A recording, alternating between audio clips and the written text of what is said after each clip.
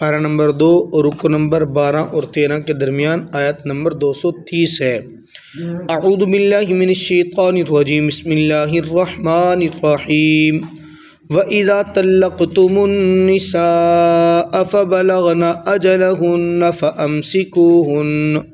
فَأَمْسِكُوهُنَّ بِمَعْرُوفٍ أَوْ سَرِّحُوهُنَّ بِمَعْرُوفٍ وَلَا تُمْسِكُوهُنَّ ضِرَارًا لِتَعْتَدُوا وَمَنْ يَفْعَلْ ذَلِكَ فَقَدْ ظَلَمَ نَفْسَهُ وَلَا تَتَّخِذُوا آيَاتِ اللَّهِ هُزُوًا وَاذْكُرُوا نِعْمَةَ اللَّهِ عَلَيْكُمْ وَمَا أَنزَلَ عَلَيْكُمْ مِنَ الْكِتَابِ وَالْحِكْمَةِ يَعِظُكُمْ بِهِ وَاتَّقُوا اللَّهَ وَاعْلَمُوا أَنَّ اللَّهَ بِكُلِّ شَيْءٍ عَلِيمٌ۔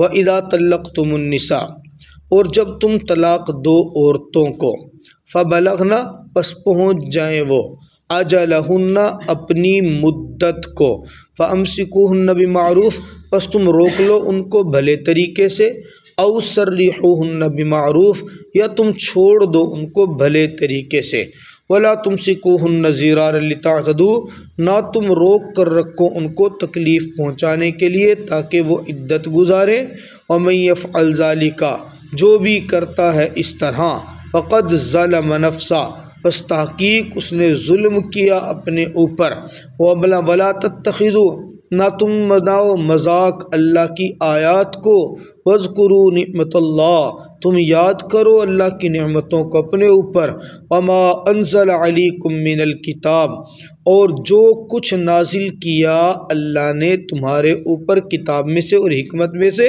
يَعِظُكُمْ بِهِ وہ نصیحت کرتا ہے تمہارے اوپر ان کے ساتھ، وَاتَّقُوا اللَّهَ تم ڈرو اللہ سے، وَاعْلَمُوا أَنَّ اللَّهَ جان لو تم کہ بے شک اللہ ہر چیز کو جاننے والا ہے۔ عرب کے معاشرے میں عدت کے حوالے سے، طلاق کے حوالے سے ایک بہت بری رسم اور برا طریقہ تھا۔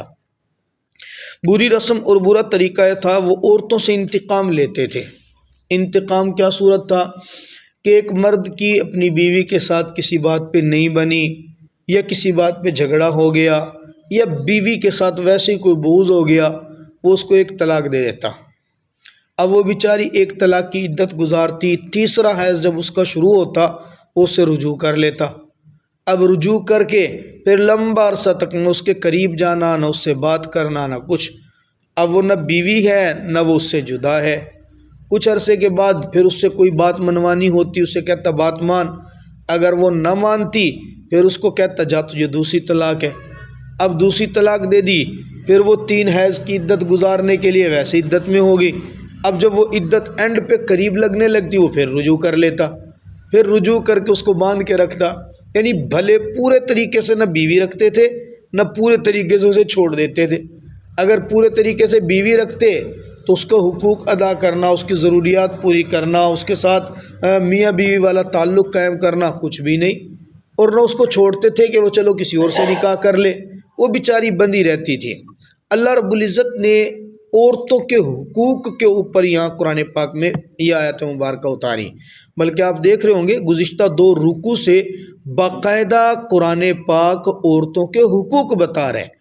اب وہ لوگ جو یہ الزام لگاتے ہیں کہ اسلام کے اندر تو عورتوں کو حق ہی نہیں دیا گیا، باقاعدہ اللہ قرآن پاک میں یوں سمجھ لیں ان کا وکیل صفائی بن کے دلائل دے رہے ہیں اور عورتوں کے حق میں آواز اٹھا رہے ہیں۔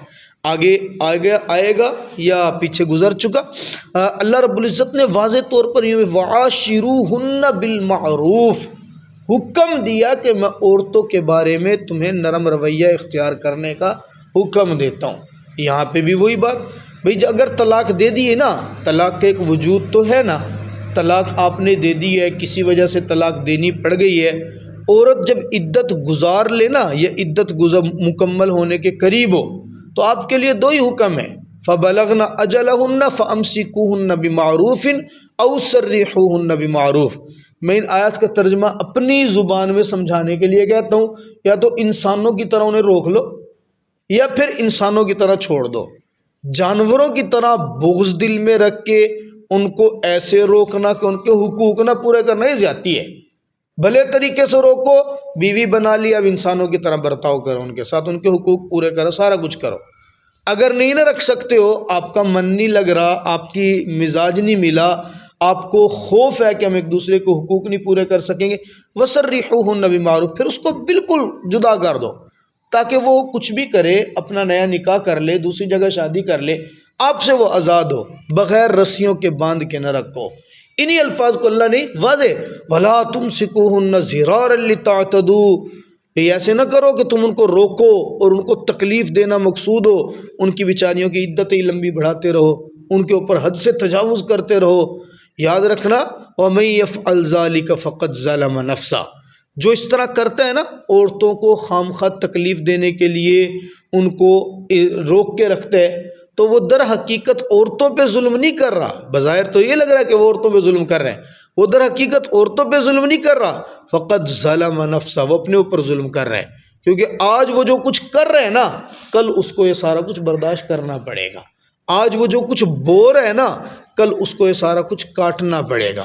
آج وہ جو کچھ کر رہے، اس کا سب کا حساب رب ذوالجلال کے دربار میں دینا پڑے گا۔ دنیا وہ تو کٹ جانی ہے، لیکن آخرت وہ نہیں کٹنی۔ وَلَا تَتَّخِذُوا آیَاتِ اللَّهِ هُزُوًا، اللہ فرماتے میری آیات کو، اپنے رب کی آیات کو، اللہ کی آیات کو، اللہ کے احکامات کو مذاق نہ بناؤ۔ طلاق کو مذاق نہ بناؤ، بھئی طلاق دے دی پھر رجوع کر لیا، پھر دے دی پھر رجوع کر، تو مذاق ہو گیا نا۔ طلاق تو کسی وجہ سے مشروع ہوئی ہے، کسی وجہ سے اس کا حکم آیا ہے، اگر دے دی ہے تو بس چھوڑ دو۔ پھر بار بار مذاق کرنا، طلاق دے کے ڈرانا، بعض لوگوں کی یہ عادت ہوتی ہے، وہ اپنی بیویوں کو کوئی بات منوانے کے لیے دھمکی دیتے ہیں، مانتی ہے نہیں مانتی، اگر نہیں نہ مانتی میں تجھے طلاق دے دوں گا، میری بات مان نہیں تو میں تجھے طلاق دے۔ دھمکیاں کیوں دے رہے؟ اللہ نے اگر آپ کو طلاق کا مالک بنا دیا ہے، تو آپ کو طلاق کا مالک بننے کے بعد یہ حکم کس نے دیا کہ آپ اس کو دھمکاؤ؟ سمجھانے کے اور بھی بہت سارے طریقے ہیں۔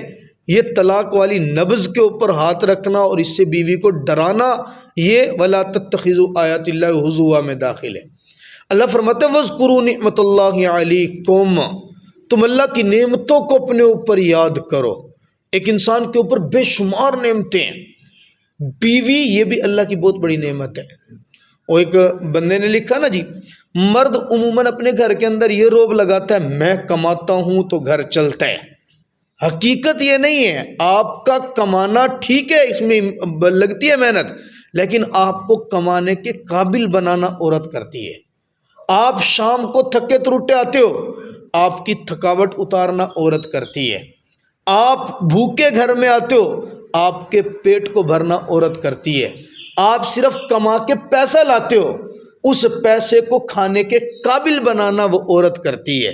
آپ گندے کپڑے لے کے گھر میں شام کو آتے ہو، صبح صاف ستھرے اجلے کپڑے پہنا کے دوبارہ کام پہ جانے کے قابل بنانا وہ عورت کرتی ہے۔ آپ باہر اگر کما لیتے ہو تو آپ کے گھر کو جنت بنانے والا کام، آپ کی نسل کو پروان چڑھانے والا کام وہ عورت کرتی ہے۔ کتنی نعمتیں ہیں یہ۔ آپ اگر دیکھیں نا جی، جن گھروں میں آپ میں سے تو اکثروں نے رکھی ہوئی ہوں گی عورتیں کام کے لیے رکھنا، عورتیں کام کے لیے، آپ ایک کام کے لیے عورت رکھتے ہیں، آپ کی بیوی جو آپ کے کام کر رہی ہے نا، آپ ان کاموں کو اگر سوچو، ان کو گنو اور ان کاموں کے کرنے والی ماسیاں اگر رکھو نا، آپ یقین کرو 10 ماسیوں جتنا کام اکیلی عورت کر رہی ہوتی ہے۔ ایک اکیلی بیوی کھانا وہ بنا رہی ہے، بچے وہ سنبھال رہی ہے، گھر وہ سنبھال رہی ہے، مہمان آگے آپ کی پیٹھ کے پیچھے آپ کو نہیں پتہ، آپ کی عزت گھر میں وہ بنا رہی ہے، ان کو کس انداز سے ڈیل کرنا ہے، کیسے مہمان کو، پھر غمی خوشی آدھی سے زیادہ آپ سے زیادہ وہ نبھا رہی ہے، آپ کو پتہ بھی نہیں ہوتا رشتہ داروں میں کیا ہو رہا ہے، وہ آپ کے پیٹھ کے پیچھے آپ کی عدم موجودگی میں رشتہ داروں کے ساتھ وہ نبھا رہی ہوتی ہے، معاشرے میں آپ کو سر اٹھانے کے قابل ایک عورت بنا رہی ہے۔ پھر آپ اس کے اوپر ظلم کریں، یہ ٹھیک نہیں ہے۔ وَاذْكُرُوا نِعْمَةَ اللَّهِ عَلَيْكُمْ، یاد کرو تم اللہ کی نعمتوں کو اپنے اوپر۔ وَمَا أَنزَلَ عَلَيْكُمْ مِنَ الْكِتَابِ وَالْحِكْمَةِ يَعِظُكُمْ، یہ اللہ واضح فرما رہے ہیں میں اپنی کتاب کے اندر جو کچھ بیان کرتا ہوں نا، جو کچھ نازل کرتا ہوں، جو کچھ احکامات ہیں، یہ اس لیے کرتا ہوں کہ تم ان کے اوپر نصیحت حاصل کرو۔ یہ تمہاری نصیحت کے لیے، اس لیے نہیں ہے کہ ایک کان سے سنا دوسرے کان سے نکال دیا، اس کو دیکھ کے پڑھ لیا، پڑھنے کے بعد سمجھ لیا اور پھر چھوڑ دیا، نہیں، اس کے اوپر عمل کرنا انتہائی ضروری ہے۔ اور عمل کرنے کے لیے وَاتَّقُوا اللَّهَ، اللہ سے ڈرنا ضروری ہے۔ جب رب کا خوف ہوگا نا پھر عمل ضرور ہوگا، جب رب کا خوف اور توجہ اور دھیان ہوگا نا تب انسان سارے حلال پہ بھی عمل کرے گا، حرام سے بھی بچے گا۔ اس لیے علماء فرماتے ہیں اپنی دعاؤں میں اس دعا کو ضرور شامل کرو، اللہ اپنی ذات کی توجہ اور اپنی ذات کا دھیان اور اپنی ذات کا ڈر نصیب فرما دے، اللہ اپنی ذات کا خوف نصیب فرما دے۔ جب خوف آ گیا نا پھر آپ یقین کریں کافی ساری نیکیاں تو بندہ ویسے ہی کر رہا ہوتا ہے۔ وَاتَّقُوا اللَّهَ، ڈرو تم اللہ سے۔ وَاعْلَمُوا أَنَّ اللَّهَ بِكُلِّ شَيْءٍ عَلِيمٌ، جان لو تم کہ بے شک اللہ ہر چیز کو جاننے والا ہے۔ یہ جملہ ذکر کرنے کی کیا ضرورت ہے، یہ تو ہمیں سب کو پتہ ہے اللہ جاننے والا ہے۔ وَاعْلَمُوا أَنَّ اللَّهَ، انسان عموماً گناہ کیوں کرتا ہے کہ میرے گناہ کا کسی کو پتہ نہیں ہے، چھپ کے کیوں کرتا ہے کسی کو پتہ نہ چل جائے، ایسی جگہ پہ گناہ کرے گا کوئی جان نہ لے۔